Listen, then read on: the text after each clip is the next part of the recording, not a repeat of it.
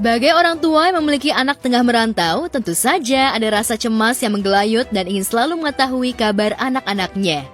Jarak dan waktu yang memisahkan membuat orang tua begitu berharap komunikasi yang teratur dengan anak-anaknya. Dan baru-baru ini sebuah video mendadak viral di jejaring maya yang menunjukkan seorang ayah yang mencoba menghubungi ketiga anaknya yang merantau. Tentu saja setiap percakapan telepon itu menunjukkan reaksi yang berbeda dari setiap anak. Saat ayah menelpon anak pertama, anak tersebut mengatakan sibuk dan langsung mematikan telepon. Assalamualaikum, Kak.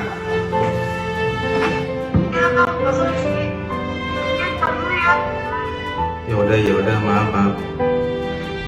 Emang betul ya, Eka jadi ingat waktu Eka masih muda dulu juga seperti itu, say. Kalau ditelepon sama orang tua, mama, papa, tuh kok ya kayaknya rasanya gengges ya. Padahal setelah Eka jadi orang tua, sekarang ini merasakan banget. Kalau anak-anak telepon tuh ya rasanya happy banget, seneng banget. Apalagi kalau kita telepon terus dijawabnya juga endol, enak gitu ya. Itu rasanya bahagia banget. Saat anak pertama tak ingin diganggu karena sibuk, pria itu mencoba untuk menelpon anak keduanya. Tapi lagi-lagi pria itu mendapatkan respon yang tak terduga dari anak keduanya tersebut. Anak tersebut terdengar cuek meski ia tengah santai. Bahkan ketika ayahnya memberi nasihat atau menyuruhnya untuk sholat sebelum tidur, anak tersebut menolak hingga akhirnya ayahnya memilih mengalah hingga mematikan teleponnya. Dek, lagi apa?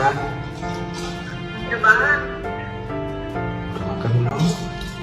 Ya. Jangan lupa Udah. sholat. Ngantuk.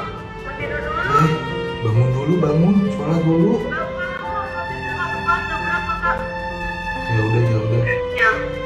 Yang jelas sih kalau mau dipandang dari dari segi anaknya, mungkin mereka lagi capek, lagi sibuk, nggak bisa ngeladenin bapaknya ngobrol. Tapi kalau mau dipandang dari sisi bapaknya ya mungkin emang timingnya aja ya nggak pas secara overall sih. Iya, nggak menyalahkan, nggak membenarkan, dan kalaupun susah jawabnya, susah jelasinnya. Yang jelas sih mungkin intinya mungkin timingnya aja nggak pas. Mudah-mudahan itu karena timingnya aja nggak pas, bukan karena mereka nggak respect atau nggak hormat sama orang tuanya. Itu aja sih. Meski tak ada gurat kekecewaan di wajahnya, namun hati ayah tersebut tak ada yang tahu. Bisa jadi hatinya hancur lantaran mendapat respon yang tak mengenakan dari anak pertama dan keduanya. Selang beberapa menit ia mencoba untuk menelpon anak ketiganya. Jika anak pertama dan keduanya cuek, lain halnya dengan anak ketiganya.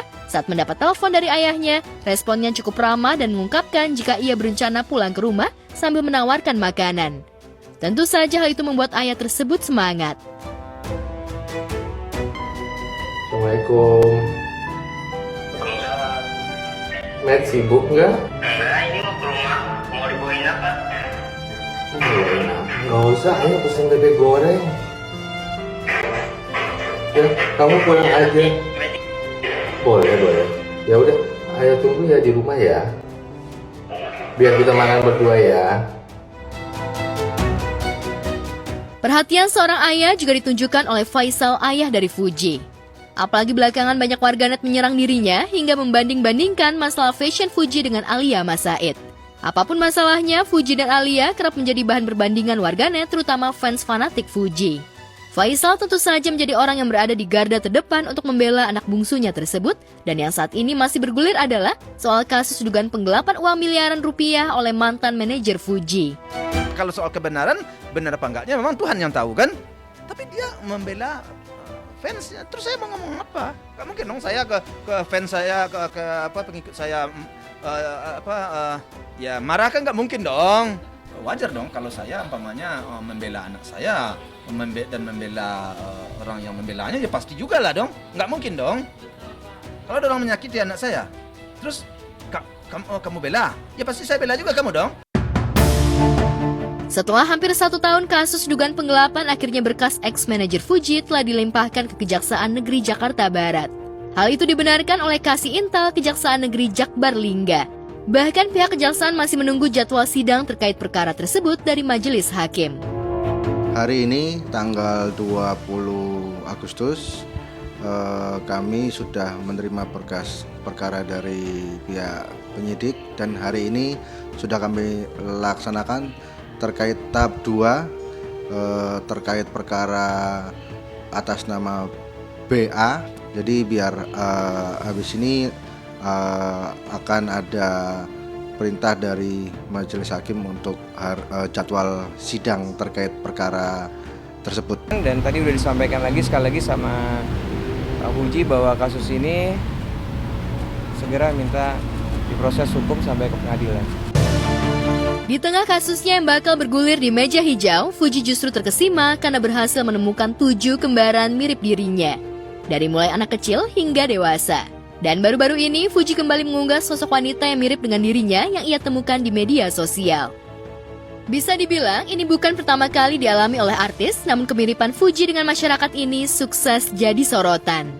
Di laman foto berbaginya, ia menulis, 7 kembaranku udah ketemu semua.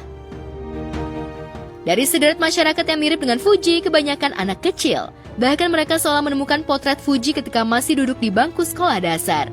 Dan yang tak kalah heboh adalah ketika para wanita dewasa yang mirip dengan Fuji dari mulai mayoret, model, wanita yang duduk di pelaminan hingga wanita yang mengikuti parade busana.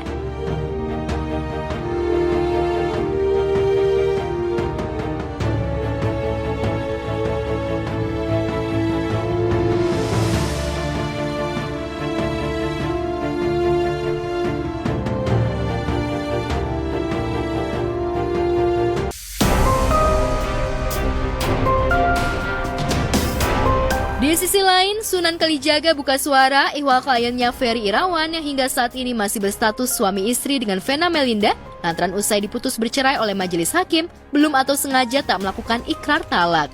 Lantas benarkah dalam waktu dekat Ferry bakal mengajukan gugatan cerai balik kepada Vena atau ia hanya menunggu untuk Vena yang mengajukan gugatan cerai? Dan apa langkah Ferry ihwal statusnya yang kini masih sah sebagai suami Vena? Harus dengan alasan berbeda, tapi saya pikir ya silahkan saja pihak Mbak Vena mengajukan dengan alasan ya tentunya alasan yang benar ya, jangan sampai nanti bertendensi fitnah ya. Kalau itu ya pasti kami atau Mas Ferry keluarga akan melakukan upaya-upaya lain. Ya artinya biarkan saja, nggak ada masalah. Setelah memeriksa sistem informasi penelusuran perkara tidak ada perkara tersebut atau belum masuk atau tidak ada nama tersebut. Karena ini perkara yang lama sudah gugur, maka kalau salah satu pihak, pokoknya para pihak tersebut mengajukan kembali tentu dengan alasan baru. Ferry sepertinya tak terlalu ambil pusing dengan gugurnya status cerai dan masih menjadi suami sah Vena. Kabarnya untuk saat ini, Ferry masih dalam pemulihan lantaran beberapa waktu lalu sempat sakit. Lantas sakit apa yang dialami Ferry? Benarkah sakit masa lalunya terkait kerusakan atau degenerasi otak itu kembali kambuh hingga ia harus kembali mendapatkan perawatan intensif? Apa sebenarnya yang menjadi musabab Ferry tak melakukan ikrar talak? Memang ini sudah kami ingatkan kepada Mas Ferry beberapa bulan yang lalu, ya, bahwa dia harus segera menyampaikan ikrar talak, ya, dan juga harus menyelesaikan segala administrasi. Namun demikian dengan kesibukannya Mas Ferry dan sehingga akhirnya tanpa disadari gugurlah gitu. Tadi saya hubungin dia lagi ke dokter karena kan memang dia belum bisa nemuin teman-teman media itu, dia lagi kena tipes sama DBD.